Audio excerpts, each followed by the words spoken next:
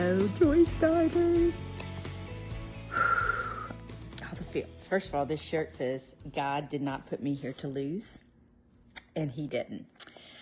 If you happen to see my Instagram stories this week, and we're going to play those during this podcast, I talked about my experience this weekend watching Field of Dreams with my husband, y'all. And him kind of being busy and doing other things and me getting him to sit down and watch it and what happened. So I want you to watch those videos right now. This was like right fresh out of the gate. And I want to welcome you to another edition before we do that of the Joystarters Podcast. Y'all, we are 3 weeks away. It is, let's see, it is the 4th, the 3rd, something like that. And my event starts on the 20th. The gala is on the 21st. So we are less than 3 weeks away. And I am so pumped, so excited, all the things. And I want to tell you that this entire time, I hope as you see in these videos that you have been inspired by me going all in on this. And you're going to hear me say a phrase, and I'm going to keep saying it until the event. And then there might be some shirts, wink, wink, nod, nod, that say plow the corn, burn the boats, no plan B. There's so much in the movie Field of Dreams. I used to teach on it. Some of my Joy Starters, my Blueprint Babies, one of my first courses that I put out that people did live with me. Hello, Karen. Hello, Jill and Dave. All of these things, all of these people, I should say, but I used to call it your FOD, your Field of Dreams. What is it that you are willing to plow the corn for? What is it that you're willing to look stupid for? What is it that you're willing to go all the way out on the limb? And listen to these videos, what I talked about right after watching the movie, and about how Ray was willing, because he heard the voices, to plow the corn. And the corn was his means of income, the farm. But he believed it, he heard it, and he stuck with it. That doesn't mean he didn't doubt. That doesn't mean he did not doubt, baby, because he doubted. He doubted. You are going to doubt. That is okay. When you doubt, you start speaking to yourself. You start cheering for yourself. As my friend Damon West says, you start talking to yourself and start listening to yourself. I'm the head, not the tail. I'm God's child. I'm a winner. I didn't have this dream in my heart for no reason. I'm called to this. I am prepared for this. Yes, life is supposed to be scary unless we're sitting on the sidelines, baby. So what is your FOD? Write it down unless you're driving. Later on, make a note. What is your FOD, your Field of Dreams? What is it that you are willing to look like an idiot for? And for me, it's I'm changing the narrative. Being 10 years of I'm changing the narrative, I'm willing to look like an idiot for it. I'm willing to look like an idiot, and I have many times, and that's okay. I'm going to tell you another story when we come back from these videos, and it's a story that I've taught on before, but I'm going to teach on it again because I have many new listeners to the podcast. So check out these videos, and we'll come right back. Happy Saturday night, y'all. Just got through tear stream face. Just got through watching Field of Dreams. If you know anything about me, the past 4+ years, first of all, I've always loved this movie. The first year that I worked as a female sportscaster, the College World Series, we did a detour with one of the gals I was coaching at the time from Omaha to Iowa to the Field of Dreams.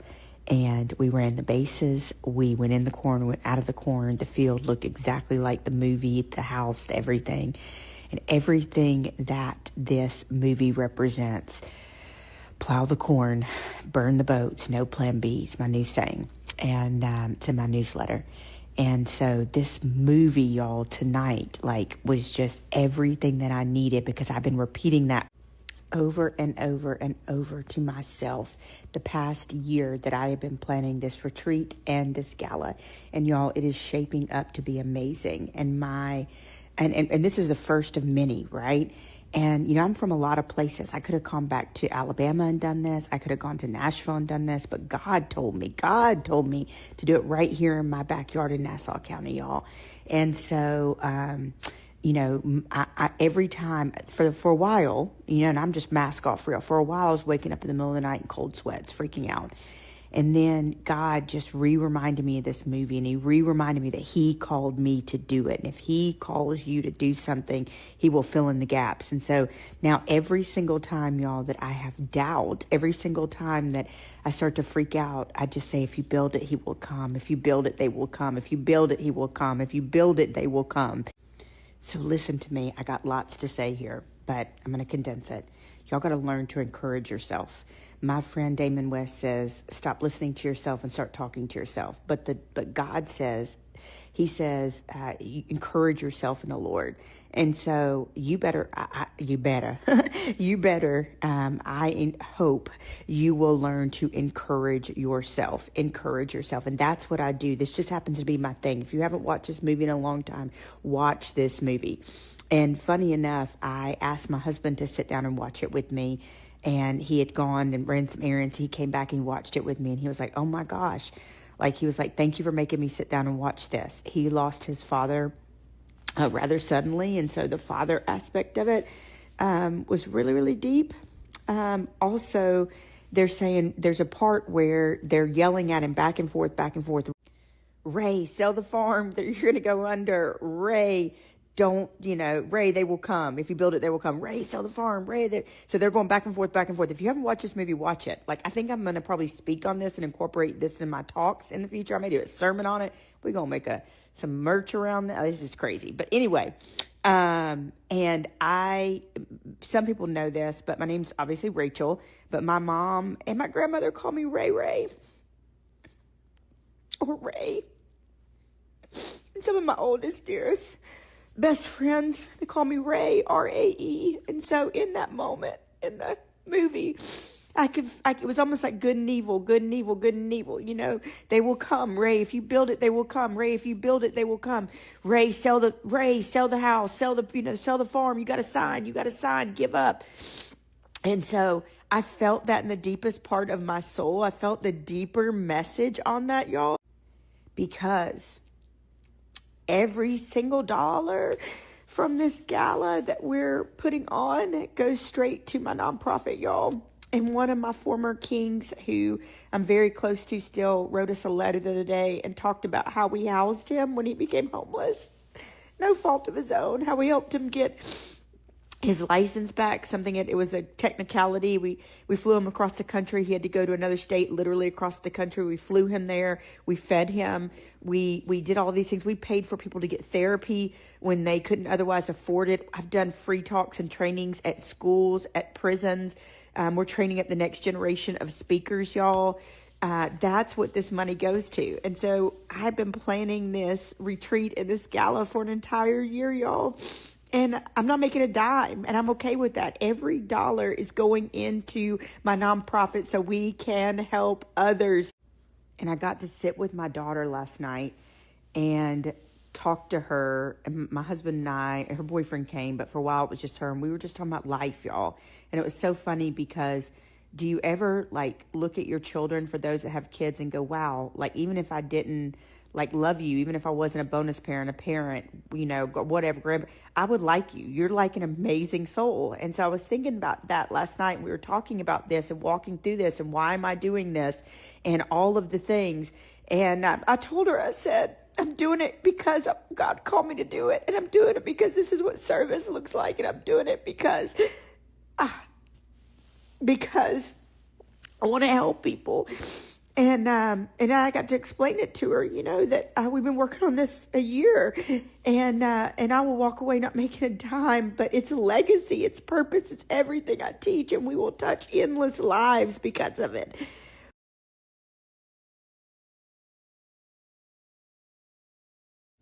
So this movie, y'all, was just that's what my soul needed.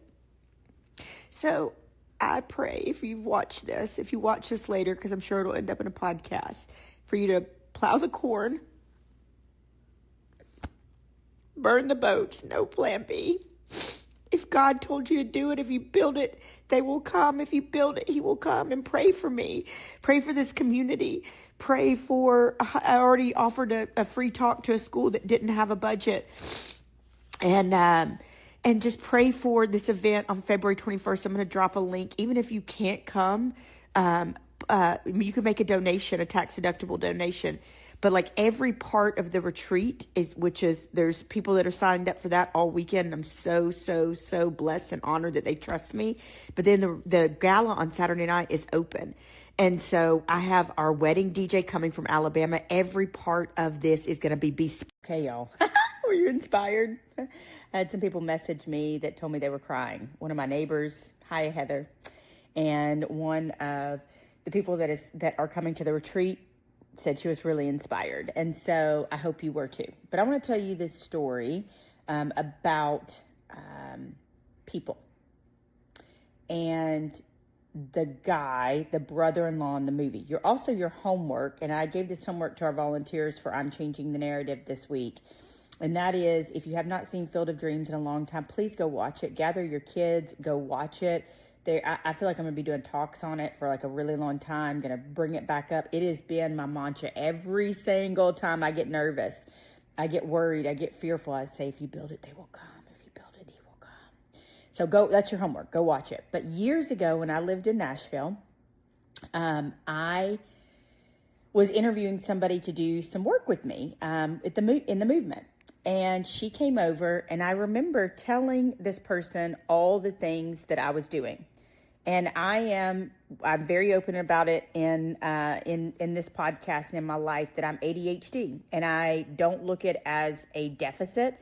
I look at it as a blessing in the sense that my brain works differently. I am very, very quick to emotion, and actually there's new studies now that talk about a leader that can cry, like can be in touch with their emotions very quickly, and there's upside to it. So I don't look down upon myself. I'm not medicated, but I have a lot of windows open, lot of tabs open in the brain, and I'm not for everybody. And here's the lesson to you: you, my dear, are not for everybody either. Okay, and that's okay. So as I'm going through all the things that I'm doing, every single bucket, because I have a lot of buckets, that I was going through, I could see her eyes get bigger and bigger and bigger and bigger. And it was like, I think the feeling, if I could express it, that she was having, I didn't ask her, this is what I perceived through my filter, is that it was like, how quickly can I get out of here? This is too overwhelming. This is too much. And that's okay. So she left. Well, right around that time, I also had another experience, and I won't name him. God rest his soul. He's passed away now. But I met at a coffee shop with a former very, very high-ranking person at an SEC school, and as nice as he could be, However, and what was going on was there was a Vanderbilt rape case at that time. Horrible situation, and all around. And I'm not going to get into the details and hash them and all of that, but there was scandal. And I remember saying to him, I can help. I can do things. When situations like this come up, I can go ahead of time. I can teach. I can do this. And I said, and I want to write a book, and I want to do a podcast, and I want to do this, and I want to host courses, and I want to have events, and I want to this, and I'm going to do this, and I'm going to speak, and I'm going to do this, and I'm blah, blah, blah. And again, I could see him. He was so, so kind, so sweet. There was actually 3 of these situations right together. And he was like, that sounds great. I just don't know about all of that. Why don't you focus on one and then do the others? And again, so nice, such a nice human, such a nice individual, but he didn't get me. And then around that time, I also met with this really, really amazing, it was such a blessing, this creative group. Like, it wasn't even PR, it was like overall creative. They were doing all sorts of things. And I told them my big vision, and they didn't get it. It was too big for them. It was too much. I was too much. And here's what I would say to them, and I'm going to say to you: those just weren't my people. They were not my people, y'all. They were not my people. They were not my people. They were not my people. Amazing souls, successful, kind, all the things. I didn't really know the one gal that well, but everybody that I met, to me, and I'm a decent judge of character, nice people, kind, all of those things. They just weren't my people. My vision, my brain, my soul, my all of the things was too big for them. They couldn't see it. They couldn't grasp it. And so what I'm trying to say to you with this FOD, with your homework, with the Field of Dreams, with the plow the corn, burn the boats, no plan B, is that some people are not going to get your vision. Some people are going to tell you, just like the brother did in the movie, to freaking put the corn back or you're going to lose your house. Ray, put the corn back, you're going to lose your house. Ray, if you build it, they will come. Ray, put the corn back, you're going to lose your house. Ray, if you build it, they will come. Right? Like, y'all feel me? And so I'm not mad at those people, and you shouldn't be mad at those people either. But those just aren't your people. They are not your people, y'all. They're not your people. They're not your people. In terms of understanding your dream. Now, let's keep it real. You may be married to one of these people. They may be your children. They may be your family members. They may be your friends. Am I not by any means advocating for you to get divorced or cut off your children or do any of those things? But what I'm saying is you do need to get some people around you that are dream builders. Y'all have heard me say this, and not dream killers. Dream builders and not dream killers. And so get somebody around you that can get your vision, because those kind people were very, very kind. But imagine if I'd stopped with them. Imagine if I'd let those 3 people tell me that, and I believed them, that I couldn't do this, that it was too much, that it was too big. Like, one of them is in heaven, and a great man, like I said, I would just say to him, look, and hopefully he's like, pushing and raining down his blessings and saying, hey, I saw it, and keep go. But and I don't need that. I don't have any need for them to like see it. But, my only need in my soul, and I say this all the time, is to make God proud and to make my family proud. And whoever else likes me, gets me, you get me. The rest that don't, I was just coaching somebody this week, and I said, stop shrinking. Stop shrinking. You listen to me. Stop shrinking. She cried. I started to cry. Stop shrinking. You've been shrinking your entire life. The people that are for you are for you, and the people that are going to get you are going to get you. So this is what you're going to get until the retreat. Mismatched shirts. God didn't put me here to lose with the leopard. This don't match. If you're listening, a leopard little sweater. And anyway, regardless, what you're going to get is real, raw, vulnerable stories from behind the scenes until this thing goes. Y'all, I coach people. I'm writing my second book, and I'm putting on this retreat. And I can tell you in every single one of those 3 things, and I'm a mom and a wife. And every single one of those things, my whole heart, my whole soul is there, 10 toes down, all the things. But the next couple of weeks, we have had these amazing guests on. King's Community founder, JD, Milo. I've got other amazing people I'm going to bring you. But the next couple of weeks, I'm going to keep sharing these stories, y'all. I'm going to keep sharing these stories. And another thing that I teach you on as we close out the podcast this week, I'm teaching hardcore dropping nuggets. Remember, I teach you about your audacious hour. I've taught on that so many times, y'all. And as I finish, by the way, ADD, squirrel, when we finish this, I'll be back in my studio. We're working on my studio. I'll have my mic back. It won't be so off the cuff. But I know some of you really like my off the cuff stuff when I'm leaving prisons, when I'm doing all of these things. But here's the last lesson for this episode. Audacious hour. Write it down. Write it down.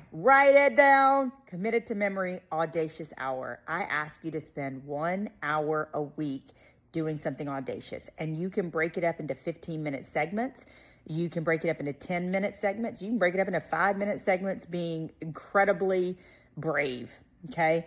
And so I have been practicing what I preach, and I've been sending emails. I'm not going to tell you who they're to, but like audacious ask for the gala, for the ball, for the retreat.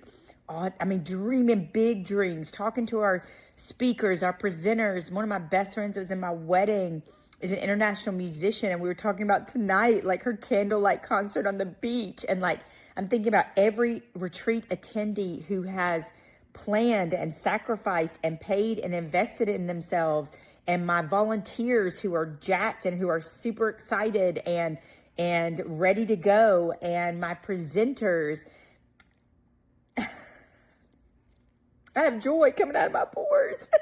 Such a blessing to do something that you love and you care about, and I want that for you too. So your audacious hour, please practice it this week. I'm writing audacious emails.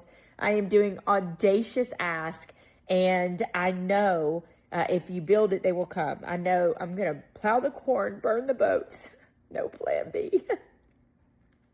And I saw something the other day that was really good. It was a woman who was hosting an inner child something, dance class or something. And one person signed up, and she said that she was embarrassed and she thought of canceling it. And she said, but one person showed up, and one other person was sick. So 2 people signed up. And she said she gave him the same energy as if there were 30 people in that room. And she took some videos, and it was beautiful and just so inspired me, because I've done that before.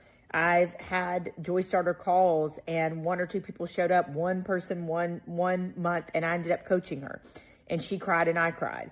And so I am planning this, and my amazing people, Kim and my team, volunteers, speakers, retreat attendees, people in this community, people coming to gala, friends that are just going the extra mile for me, like Miranda and her mom, Natalie, and so many people. People inviting their friends, right? Like, so the energy is, I am doing this for all the people, but I would have the same energy if there was just one. If there was just one. Because we are all so precious in His sight. You're a miracle. Nobody's told you that today. You're a miracle. One other little nugget. Saw a study recently. Start writing things down. We're giving journals to the retreat attendees because I saw a study that said that people, they took a group of people, I think they were older, and they were, I'm not sure how old, but they studied them, and they looked at their habits and whatnot. And what they found out was the people that wrote with their hands, not on a computer, not on a screen, that wrote with their hands, handwriting, had much less cognitive decline later on in life. So audacious hour, write it down. I love y'all more than there is life itself. Thank you for loving me and supporting me. Until next time.